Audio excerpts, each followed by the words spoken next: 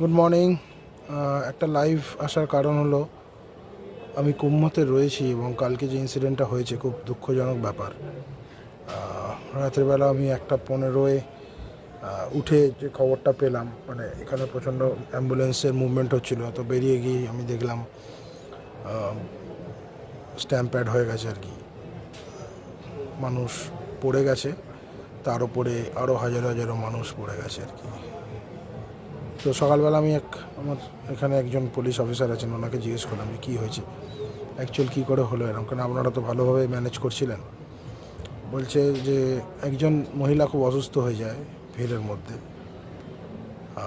হওয়ার সাথে সাথে উনি পড়ে যান। উনি পড়ে যেতে কী হয়, বিভিন্ন দিক থেকে মানুষ আসছিলেন, একটা মুভমেন্ট ছিল সামনের দিকে, তো ওরা পড়ে যায়। এই পড়ে যাওয়ার কেন্দ্র করে একটা প্যানিক তৈরি হয়, পড়ে গেছে এ হয়েছে পড়ে গেছে এরকমভাবে একটা মানুষ ছোটাছুটি করতে থাকে এবং স্ট্যাম্প্যাড হয়ে যায়। দুঃখজনক খুব ব্যাপারটা আর কি। মনটা ভালো নেই খুব একটা, যে একটা এত সুন্দর জায়গায় মানুষজন অনেক আশা নিয়ে আসে ঘুরতে, স্নান করার জন্য, পুণ্য স্নান। তাই আপনাদের সাথে শেয়ার করলাম, যেহেতু আমি কুম্ভতে রয়েছি, তো এখান থেকেই অ্যাকচুয়াল খবরটা আমি পাচ্ছি। তো যারা কুম্ভ আসবেন একটু সাবধানে আসবেন, বাচ্চাদের, বয়স্ক মানুষদের এই মুহূর্তে না নিয়ে আসাই ভালো। প্রচণ্ড ভিড়, এমার্জেন্সি ডিক্লেয়ার হয়ে গেছে এখানে পুরো সিটিতে, কেন ওভার ক্রাউডেড হয়ে গেছে। 10 crore প্লাস পিপল আছে। প্রয়াগরাজ রেলওয়ে স্টেশনকে ইভ্যাকুয়েট করে দিচ্ছে পুরো।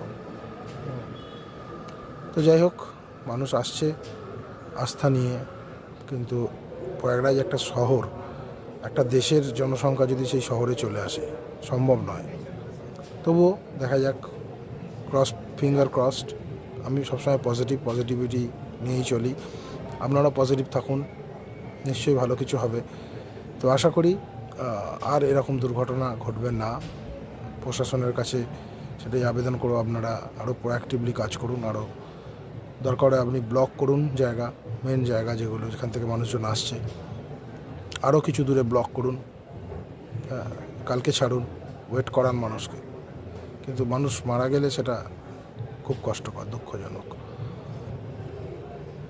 ভালো থাকবেন, খুব ভালো থাকুন, খুব ভালো রাখুন, এই বলেই আমার আজকের এই ছোট্ট একটা ইনফরমেশন আমি শেয়ার করলাম। থ্যাংক ইউ, ভালো থাকবেন।